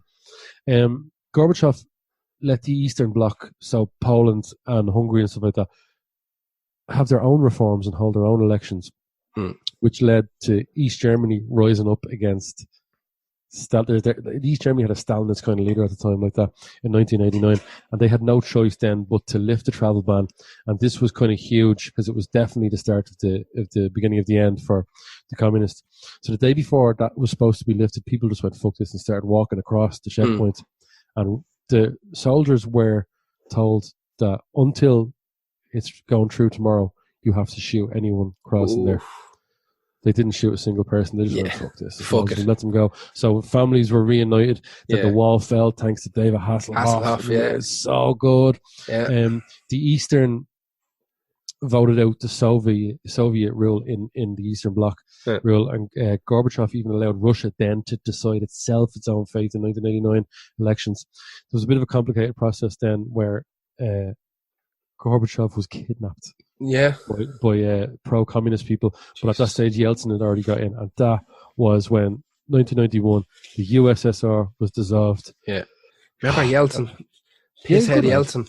Good Just lad. pisshead. Unreal. Love the gargle. Did you ever hear the myth of the number stations? No, what's this? Tell me about this. Number stations are very fucking interesting. So, basically what it is that, how do we even explain this? So there's these weird, I think they're long wave radio stations, and there's a bunch of them. There's websites that keep tracking them. And basically what it is that it's this kind of automated radio station. You can only pick it up with like real good equipment, unless you're close to where it's broadcasting from. But it's really hard to find where it's broadcasting from. And basically what it is just these kind of repetitive loops of numbers and people talking in weird languages. So Right. all these rumors started like, it's just for like spies to communicate with each other and stuff. Like there's recordings of it. You can go to YouTube, type in number stations. You'll find like a tape of people have found number stations and recorded them, and they're hidden kind of. They're all over the world, and they broadcast at the exact same time every single day. Multiple times a day, at the exact same strength, exact same wavelength, all this kind of shit. But the messages change. Every government on earth has denied that they exist. Every single one of them. So the general consensus, the general idea is they think that they might be like trigger switches. If one of these, say Russia has a bunch of number stations broadcasting on long wave radio across the world, they're being received somewhere as well. And if they stop broadcasting because they got hit with a bomb, this triggers an automatic response nuke to fly. Oh shit! Yeah, like a what you call it, a dead man's switch. Yeah. So they reckon that's what they are. That like any kind of nuclear armed country in the world have these number stations that just broadcast to like receptors elsewhere. Wouldn't it be so easy to hack into that? Let them fire. Well, hopefully not a nuke, but something to go. Look, they started this. I don't know. I think it might have to. There has to be like they couldn't do it with one number station going down. There'd have to be all of them or something. Right. Something to that degree. You'd have to get into all of them, shut them all down, and see if you can see a big fucking nuclear rocket shooting over the Atlantic. Mad. Yeah. That's but mad. Look, go on to people listening at home. Go on to YouTube and just type in number stations. It's very, very interesting. It's real creepy as well because it's sometimes in different languages, and it's like bits of movies that are being chopped up and bits of plays and people reading from books, and that's fucking mad. It's real cool though. Real cool. Well, that was the sort of end of the history lesson. Like a lot of that I did like have to just really, really check back up on, and it does sound like I'm reading it off because it is. There's no way I can just spiel off so much that top of my head because I knew a good bit about it, but I really needed to really kind of brush up. But the one thing I do want to say about it is the idea of like communism is great now, but it ends up with communist dictatorships that seem to always have at least one famine, secret murders, and they ultimately get voted out by people when they're asked, "What do you want?" But at the same time, I have to say this: America was always freaking out about people stockpiling nuclear weapons. Yeah, and they're the only country in the world that's ever fired one at another country. Exactly. So you have to be worried when people are stockpiling nuclear weapons against a country that has shot one at another country. Yeah, it's mad. The footage of it was a big Bikini Atoll where they were doing the original tests and all. It's just nothing as powerful as watching those original fucking tapes of those bombs going off. Like they're class looking, but they're also horrible. Like holy shit. It's like those videos when you see a ship that can't slow down coming into port, and you're like, yes, I shouldn't watch this. Yeah. But like a tidal wave, a tsunami, exactly. Like that. Run, you sandal wearing fucks, run. Yeah, it's like horrible. Fucking hell. But even they were doing it in their own country. They're testing them in Nevada, dropping them in fucking Nevada and everything. You know, like dropping hydrogen bombs and A bombs and all sorts of shit. That shit goes into the air. I don't get. Of course, it goes into the ground. It goes into the air. It's like, I don't fucking understand. The waste. Fucking hell. So, my fourth one was one that is directly about the Cold War. Right. It's Sting, Russians. All right. 1985 from his debut solo album that I will never listen to because I'm not a big Sting fan. No. Do you like Sting? I don't mind a load of the Police songs, but Sting himself. I don't really like Sting. I liked him in Dune. Oh yeah, he was in what's that mod film? Tommy Boy. Tommy Boy. Quadrophenia. Is the Quadrophenia. what the fuck am I saying? Yeah, Quadrophenia. Tommy Boy. That's Chris Farley. Tommy is the fucking Hills album. Yeah, Quadrophenia. I already did that link for you. Yeah. I'm not a mad Sting fan because he's like very white reggae and he's very good at an album, but I don't like it. That's stupid. That album with Shaggy. Like, oh my god, he has an album with Shaggy. That's it came out last year. I listened to that twice. It was literally, it was like, so you know them religious people that hate each other with whips, that self-flagellation, I'd be called. That's what it was. So I'm gonna make myself listen to Sting and Shaggy. It was a fucking bin fire, is what it was. It was fucking disgraceful. It was nothing I could say about it. It was as bad, if not worse, than that Danzig Sings Elvis album. Oh my god! Which is the worst. It sound like he recorded it on his phone. Did you see that video? I posted a video up. I'm gonna put it on the Lost Art Facebook page. No, because it's your man. It's your man, the Needle Drop. What's his name? I don't know. Anthony Boitano, or I can't watch that lad. The first block. I've never seen a video from him before. So grand. Well, then it's alright. But if you watch a few of them, he's like Penfold from Batfink, and I can't watch his fucking stupid little face. He annoys the shit out of me. I can understand that. The internet's busy as music nerd, but I do agree with a lot. But what's mad is he doesn't get into too many details. Like when I was watching that video about Danzig, he's talking about Danzig and talking about this album, and he's saying, the guitars are mixed so bad, and the drums are so bad, and they're so low, and it sounds like the piano was fucking, like 6 rooms away before it was recorded. Yeah.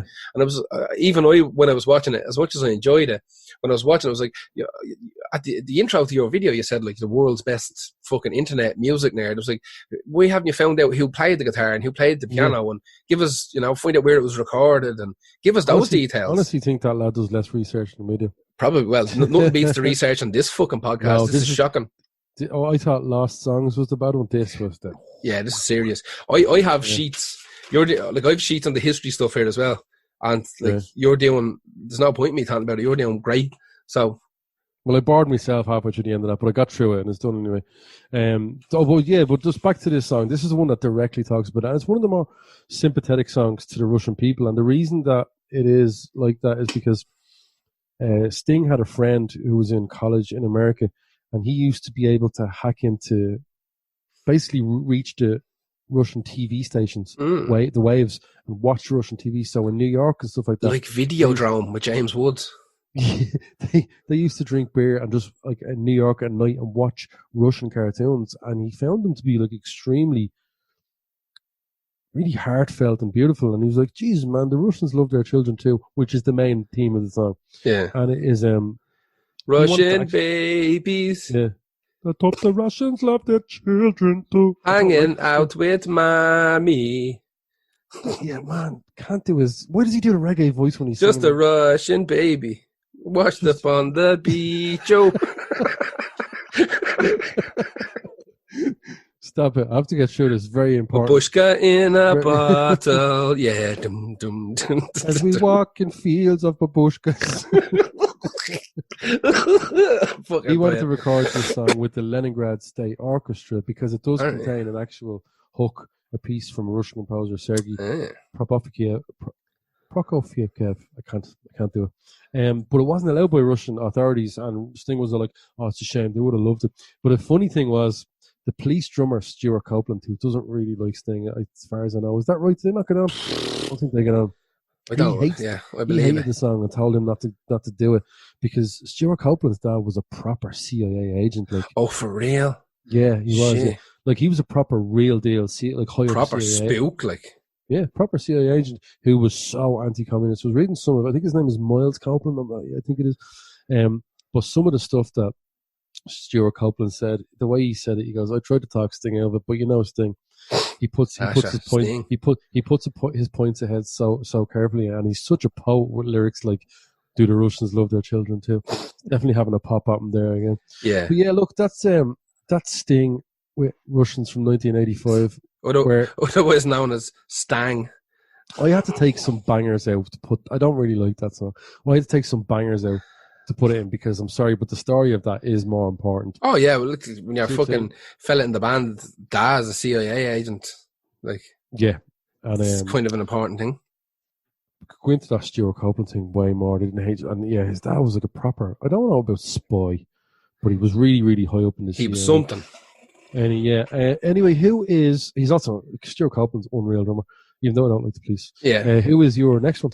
My next one's probably, this is a song I kind of pulled out my whole thinking, that's not to fit into this playlist. And then I actually went reading, and I was like, this is exactly what what this podcast is about.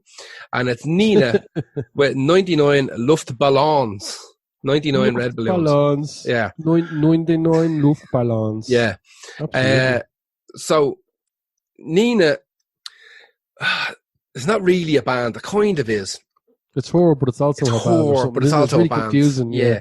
So her name was Gabrielle Suzanne Kerner, and she was found by like a record producer guy or a band dude dancing in a fucking disco, dancing the disco in West Berlin. And West Berlin, yeah. Yeah. And he was like, would you like to be in my band? We have great songs. And she's like, I'll be in your band. And off they go. They start their band. Yes. The guys in the band had another band called like the Sparklers or something. I can't remember. I should have written it down. Who were kind of big in the German scene.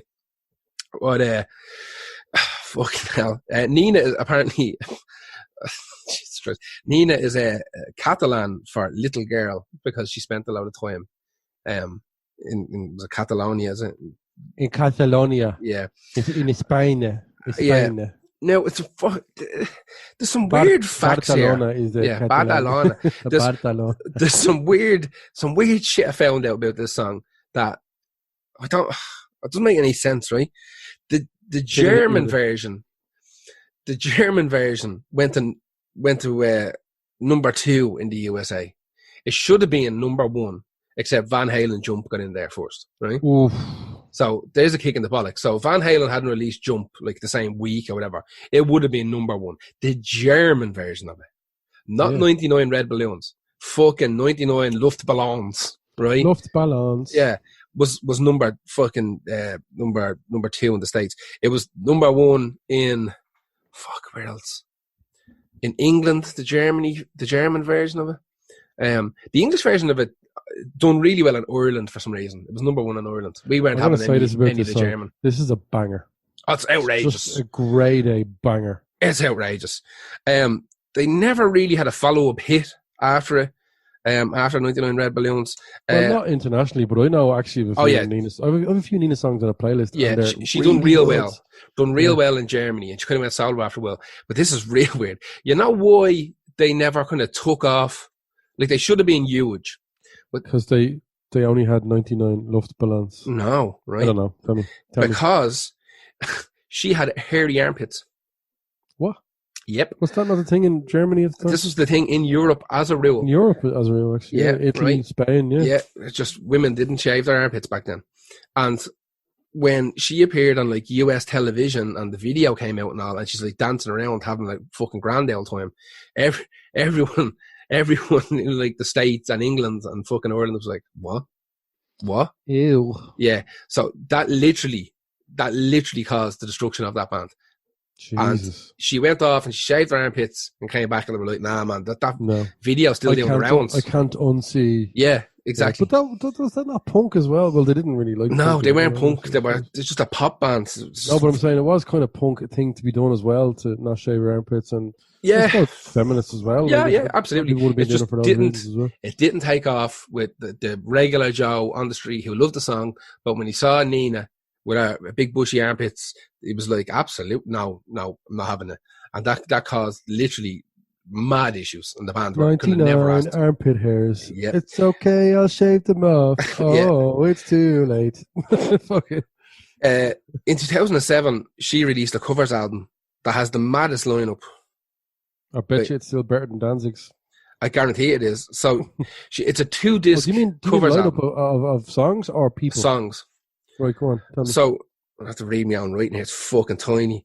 It's a 2-disc. The first disc is is German popular songs, and the second disc is like kind of American and English and kind of pop songs that we know. So she covered Rammstein. She covered David Bowie. She covered the Rolling Stones. She covered Bob Dylan, The Cure. She covered Moby. She covered T-Rex, Air, Pink Floyd, Peter Gabriel, the big massive list of songs covered. It's Now, class. here's where we get into what the song is about. Now, they were kind of forced to make the English version of it, and they hated the English version of it because it didn't It's not translate as well. good. It's not as good. Like they don't. She doesn't sing it as well. Yeah. You can tell. Now- You can hear it. You can hear, there's no gusto in it. But apparently, the English version is not a direct translation. There's loads of stuff Well, changed in it. it's a hard language to directly translate. Is German. So yeah, to English. They hate doing it. In the entire time that she's been performing as a solo act and with the band, Nina, she's never once played the English version of it. Never once sang it. That's very interesting. Even when she Yeah. plays over in anywhere. Never. Yeah. Always the German version, because the German version of it was more popular in the States, it's more popular in England, more popular in Europe. It was pretty much only here and one or two other countries that the English version kind of took off. Yeah. But people wanted the German version of it, and she's never done it. Now, what the song is about, Properly. it's fucking mad as hell. It's mad. So the song is about, the song was written while the band went to see the Rolling Stones playing in Berlin, West Berlin. Berlin, baby. We're gonna play West Berlin. Yeah, baby. exactly. And apparently, during the show, as part of the stage show, they released a shit ton of red balloons into the air while they were playing. So the guitarist, who was the songwriter and lyric writer and everything, he's seeing this, and he was looking at the balloons floating up into the sky, and he thought, Jesus, like, what are them across the wall going to think about this? What the fuck are they going to think about all these mad balloons? They're going to think there's something weird going on.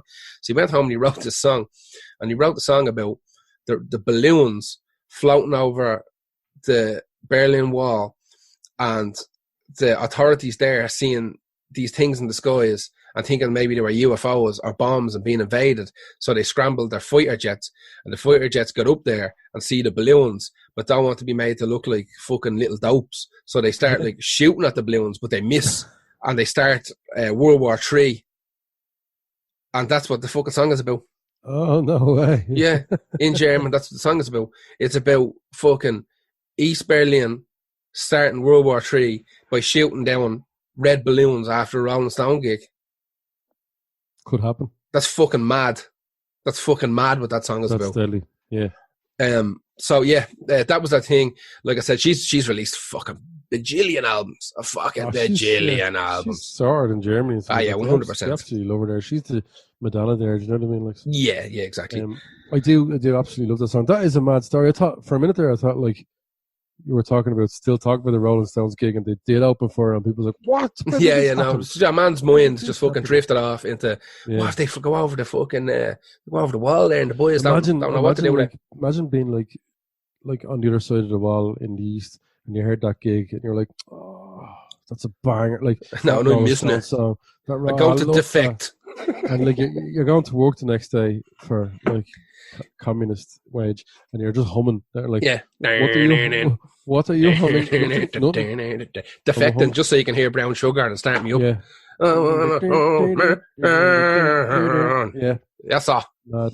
But yeah, that was Nina with 99 Red Balloons. One of the best or songs. 99 Luftballons. Yeah. Who is your next one? My next one is Billy Joel. We didn't start the fire from 1989. Packy Bonner in the box. You know what's funny about this? I'd be singing along this. And whenever I forget a lyric, I just sing David Bowie LPs. Yeah, 100%. I love this song. From what is it? Tally 90. Only Fields and Horses. No, I just sing that bit from, like, you know, it's like, I got some half price tea. Oh, yes. Oh, okay. You're doing I honestly do that, like, without thinking. So it's like, Belgians in the Congo, David Bowie LPs. I 100% do the Italian 90 version. It is Italian 90, isn't it? What's Italian 90 version again? Remind me. It's the fucking Packy Bonner. Yeah, of course. Yeah, there's even a load of fucking, there's mad like IRA shit in that song and all. I listen to that song on YouTube every couple of weeks. It's all like, fuck, we have to stop the English win and we're going to start the fire. You're going to start the fire in England. We were always bombing, they were always running. It's mad ropey, that song. It's about football. And it's literally about fucking, like, they're going out of their way. They're like, anybody else can beat us except for England. Fire. Yeah, that literally anybody else can beat us. It's grand except England. That's what that song is about. Yeah. That's literally what that song is about. Not this one, not Billy Joel's I'm into version. This Billy Joel song, I have to say, is one of my favourite Billy Joel songs. I fucking love it. Yeah, like I don't really like Billy Joel, but this is a great song. It's just fucking. This sounds like a Peter Gabriel song to me. It has that kind of weird, kind of pre-industrial kind of shit to it. It doesn't even sound like. I never mentioned earlier that that Genesis Land of Confusion thing was about to win across the board on all videos, but Sledgehammer took them all. Oh. And that video cost a fucking fortune. Those puppets were $10,000 each. But anyway, we're going to go back to this Billy Joel song because he's not singing about the Ra, I don't think, in this song. No. This definitely involves a lot of Cold War kind of commentary. Uptown Ra. Uptown in the middle of the Ra. In the middle of a ma. Fucking hell. Oh no, that's terrible. See, you're making me cough now. I would have the vid now. Oh, that's terrible. I feel I'm sorry, it's people from my mom, so that's not funny. Until the final part of the song, every two lines represents a year. Oh, okay. From the time that Billy Joel was born. Okay. Until the very end of it. Here's the thing: a very similar song was written in 1987 by R.E.M., which has the same sort of fast rap style lyrics, and that song is called "End of the World," which could also touch on the Cold War because it does name check Leonid Brezhnev, and it also is a song about the end of the world from the 80s. And it also another banger as well. It's an absolute banger, and it was initially, apparently, according to the band, initially a song about Reagan's politics. So I think that song influenced "We Didn't Start the Fire" massively. Yeah. Billy Joel actually played in Moscow to 20,000 people in 1987, just 2 years before this came out. He was one of the only musicians to accept the invitation from the Communist Party. Really? Gorbachev at the time, I think. The Western media was absolutely dead against like a Western act going over there. And other people just said, send someone, just fucking not Billy Joel. Yeah. Because he's shy. And that was kind of harsh. But he went anyway. The problem with the gig itself was he did a few gigs, I think, as well. But this was at the very end of a tour as well. So apparently this lad was burnt out. Billy Joel was wrecked. That's why this next thing happens. The front row was filled with kind of stoic, kind of party people from the Communist Party who are not getting into it at all. Absolutely going like this. For whatever reason, we have to sit here and listen to this imperialistic capitalist bullshit. And Billy Joel was like, this is kind of fucked. So they all left, and then actual music fans came forward to the front of the stage, and that's when he went fuck deadly and got mad into it. But a problem happened then when the stage crew put the lights on them, and they all stopped dead still because they were being filmed. They were terrified. And that's when Billy Joel, it's check it out on YouTube, it's brilliant. He loses the plot. He goes, "Get the lights off them," while he's in the middle of singing like a happy song. Really? Get those fucking lights off them. Stop ratting them out. Stop ratting on them. Yeah, absolutely lost the plot. So smashed his Yamaha keyboard and started booting it and all like that. And Russia fans just thought, this is an American rock show. This is great. It's all part of the act. No, he was absolutely losing the plot. Really? But thankfully, halfway through the gig, they took the lights off and people really, really started getting into it. Joel goes out into the crowd, does a crowd surf draped in the USA flag with the Soviet flag. With the Soviet flag as well. Okay. Not that thick, two of them together. Yeah. But Jesus, if you did it with a rookie mistake there. Rusky mistake. He went on then to write a song about Russia called Leningrad because he was absolutely besotted with Russia and they loved him as well. Here's the thing about this. After he did that, took the fucking basically the bullet for that and came out and started fucking shouting. He was shouting at the crowd and all. Yeah. Get into it. I'm here for a reason. Fuck off home. Kill yourselves. Let's do it. Open up the mosh pit. Yeah. Set the nukes to USA while I'm not there. Fuck it. Mosh Factor 7, engage. Mosh Factor 7. A lot of people followed suit, and there was a monster of rock festival in 1991 that Metallica, AC/DC, Pantera. I was about to say that. I remember 1.6 million people, and there was people getting battered at that. Like I remember watching them. The soldiers were hockeying people over at that. I remember watching the footage. AC/DC was whatever, but the Metallica. But I remember the Metallica one. Jesus Christ Almighty! Think about this, man. Right? How exciting would it be to play to a crowd that not only had not seen your band before, but had listened to them like all their life through bootleg and stuff like that. Yeah. Because just it must have been so incredible. Yeah, big time. And they didn't take music for granted, and they were like, this might not happen again. It hasn't happened to us before. They went absolutely mad. It's like when the Pope came to Croke Park, like when the fucking 1.5 million people banged into fucking into Croke Park just to see. It's exactly the same as that. Yeah. It's like the gas thing is, right? People thought like, this wasn't the first time these were hearing Metallica and AC/DC. They weren't supposed to have it, but what Russians used to do was they used to steal X-rays from bins in hospitals, and they could burn vinyl onto them and use them as records. So they had this music already. Yeah. But that was 1.6 million people. Sounds like a lot, but it's not the biggest gig that ever happened in the world.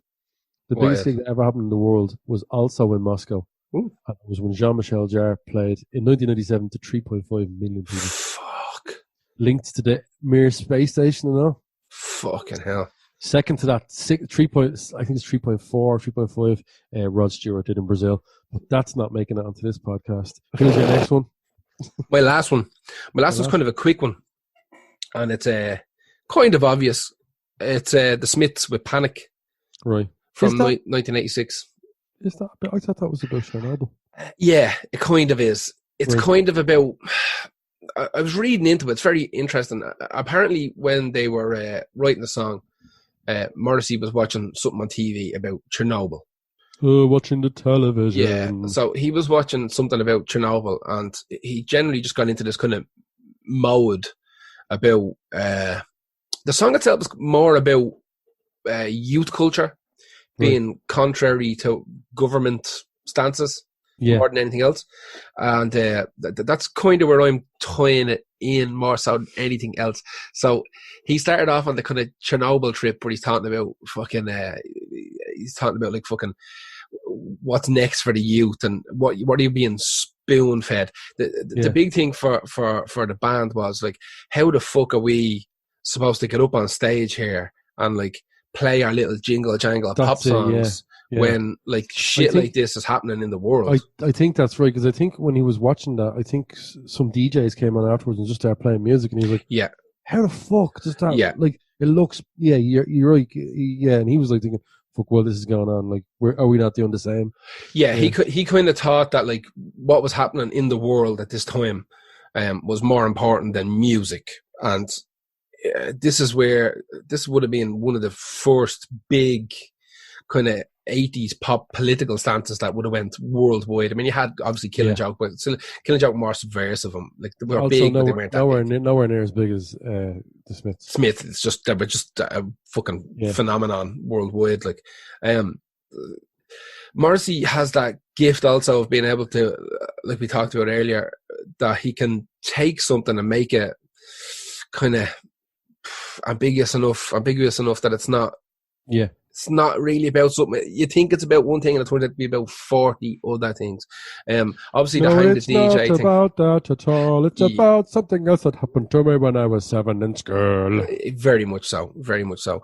It's more about the way the youth are reacting to kind of news, and the way the youth are reacting to what they're being told by the government is happening. Like his thing was like, no, why does nobody give a shit about like Chernobyl and fucking bombs and arms races, and why is nobody talking about this? Why is this not a thing? Why is this DJ just want us to fucking come in and introduce our new single instead of asking us what the fuck we think about what's going on in the world?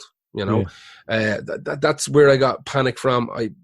Isn't it fantastic now that people hopefully don't ask Morrissey what he thinks about what's going on in the world now? Yeah, ask anyone else. Like ask anyone else. Yeah, ask anybody else. Focus on fellow who lives under a bridge, but don't ask Morrissey. Yeah.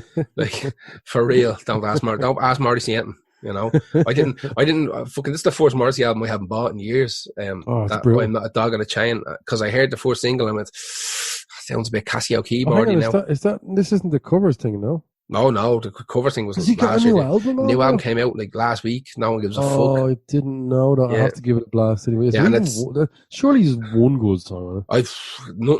Nothing to me. But it could be one of those kind of deep cut albums. That is a very classic Morrissey cover for the album. I don't particularly like it.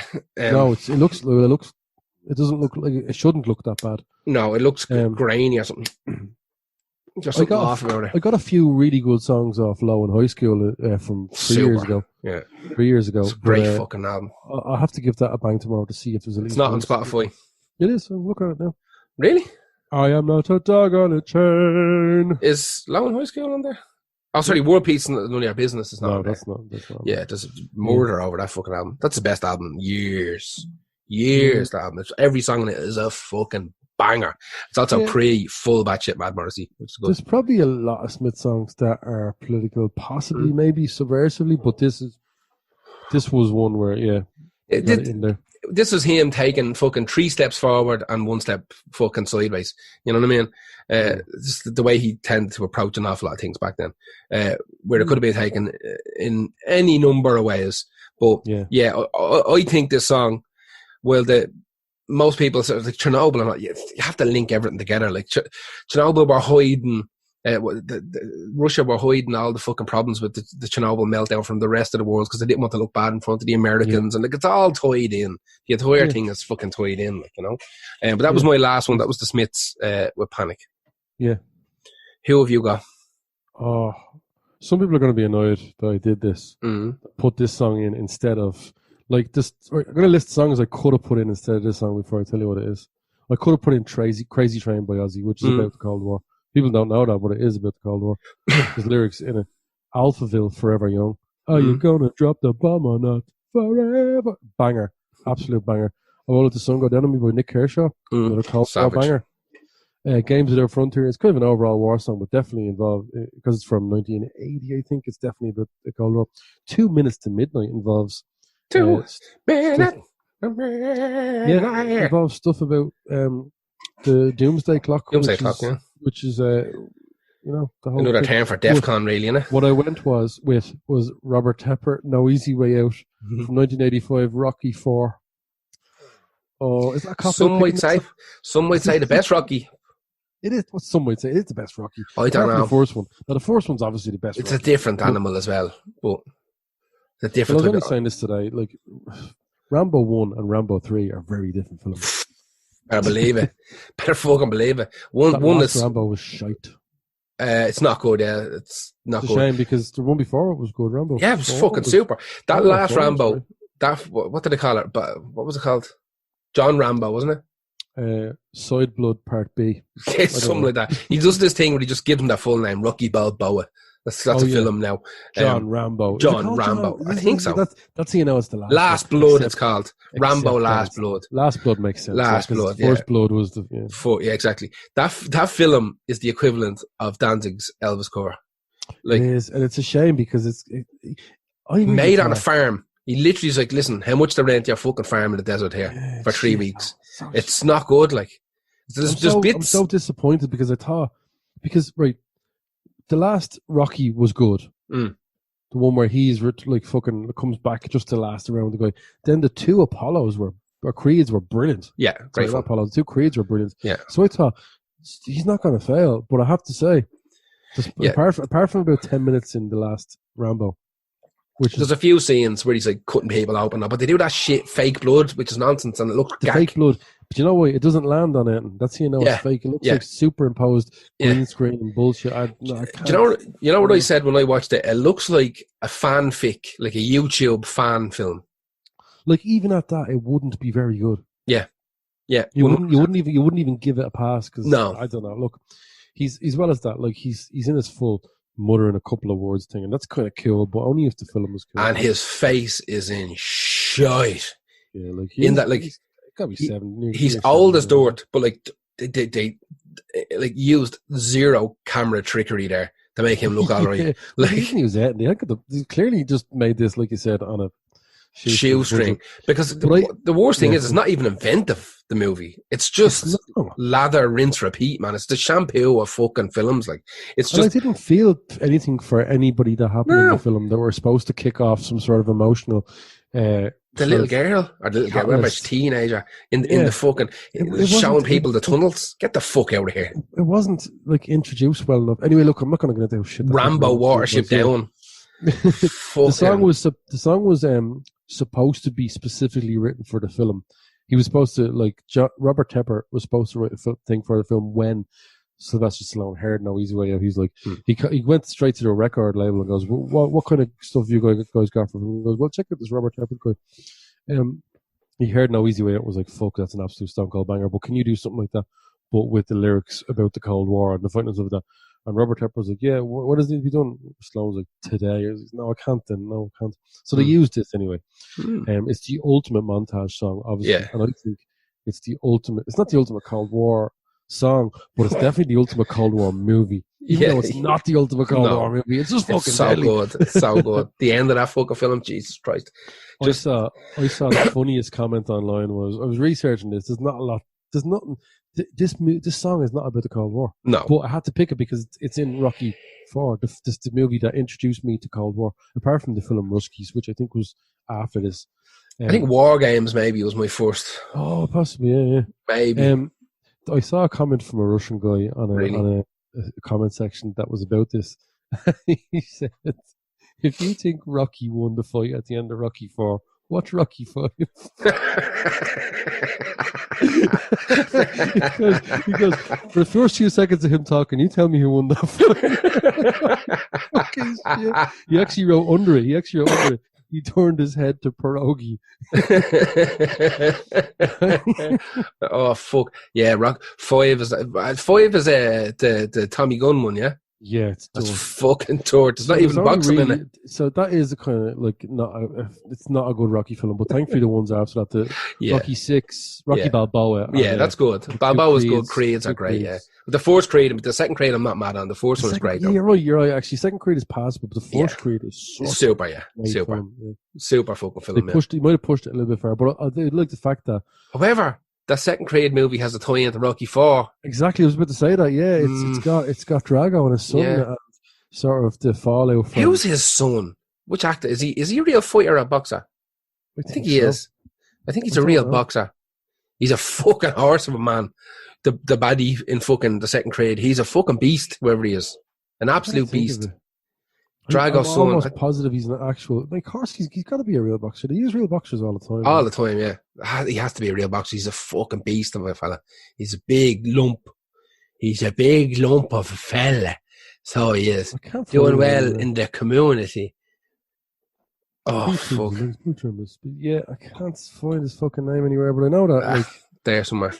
I thought Lundgren was fantastic in this. He's great, yeah. He does. Listen, he knows himself. He's not a good actor. He's never done it. Like, he's just Dolph Lundgren. He's not a great actor, but he was one of my favorites in the movies. Yeah. Fucking He-Man. He was He-Man, like. Yeah, he's a super, super intelligent guy as well. Oh, yeah. He's a professor or something. Yeah. I think he's a professor or something. What was the other fucking movie he was in? Universal Soldier. The Punisher. The Punisher, yeah. Universal Soldier. Joshua Tree as well, which is not a movie about you two. It's about Dolph Lundgren killing people and having sex with a woman. I remember that film, Joshua Tree. Full sex with a real woman. Did he have real full sex? He did. Joshua on the film? Tree. I actually liked Joshua Tree, but when I was a kid, I liked everything with guns in it. Yeah, very. In particular, Uzis with silencers. Oh, the ultimate, the ultimate 80s gun, the Uzi with a silencer on it. But it wasn't good unless you were shooting it badly with a mullet. Yeah. Or Snake Eyes, the G.I. Joe had it. Like that was my introduction to the Uzi with a silencer. Oh, Snake Eyes was awesome. Yeah, and a normal Uzi is whatever. So, it's grand machine gun, with a fucking silencer on it, and like the stock, that's a fucking savage looking gun. It's to this day savage looking. And the best thing about Uzis is when you're playing a video game, they let you use that as a sidearm. Yes. Yes. Even though they're dog shit, like the aim of them is Absolutely real. She's just fucking sawing lumps out of the ceiling. What you should do if you're go. shooting an Uzi is to not aim it perfectly, because you're going to do a like kind of halo around her head of bullets. Yeah, do the spray and pray. Like MacGruber. Yeah. That was our choices for our Cold War thing. It was something that we always wanted to do. Well, something that I always wanted to do was talk about Cold War, and you were like, "Yeah, let's do that." Yeah. We were initially going to do it versus Nam, but Nam deserves its own podcast. Yeah, I think we were going to do country like a event versus event, but I think every now and again we'll throw one out there that's a big world event or a period in time where music was very important. So we want to do Vietnam, obviously.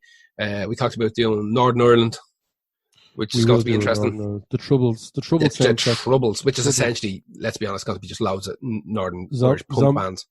Cranberry Zombie on repeat for 5 times, and then a few U2 songs. This is not a rebel song. Okay, Bono. Okay.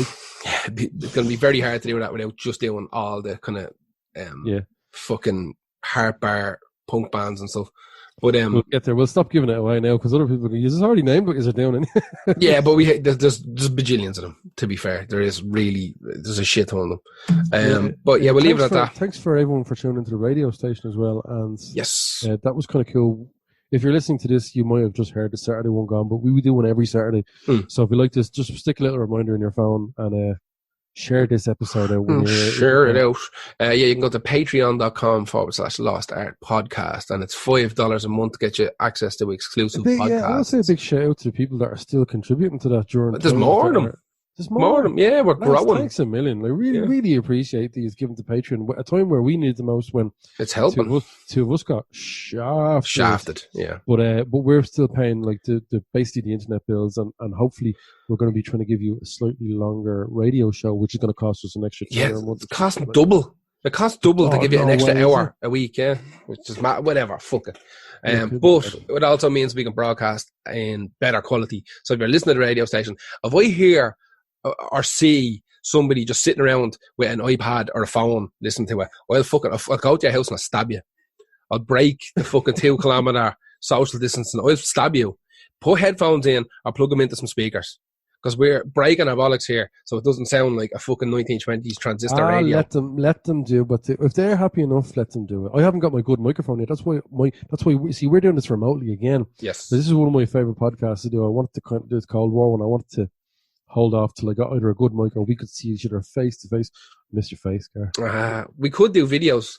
We could do Zoom with our videos. I hate it, but I'll do it if that's what people want. I'll do it. Yeah. I think we should do videos. Anyway, you go to patreon.com/Lost Art Podcast, $5 a month, which is fuck all really, to get access to a lot of exclusive bullshit. Otherwise, if you don't want to give us a $5, that's perfectly fine. We genuinely, from the bottom of our cold, dead, broke hearts, appreciate you giving us that. Yeah. Now more than ever, you are really helping this go along. And hopefully you guys enjoy it as much as we've been doing it.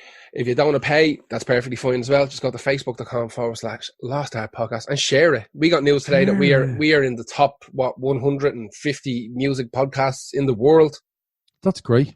And we're still broke. So share and tell your mates. I think that, you know what, we like you said, I saw the figures. We are doing really well. Lots of downloads, lots of streams. We are people's dirty little secret. They don't want to either share this with people or else, either Helmut said something stupid about Vietnam or Gar talked about bodily function, so I can't let my ma hear that. Don't let your ma hear it. Share it to your mates on private message. Headphones and share it. That's all it takes. Anyway, we're going to leave it at that. Now. Yeah, leave it at that. Yeah. For this week, and we shall be back next week, but we'll be back on Saturday and every Saturday until this nonsense is over at 9:00 on Mixlr. Go to the Facebook page to get the links. We throw them out there. Sign up for Mixlr and make your life a little bit easy. It also means you can chat to us live while we are broadcasting. And correct us mainly. Yeah. Do that a lot. We'll talk to you next week. Good night.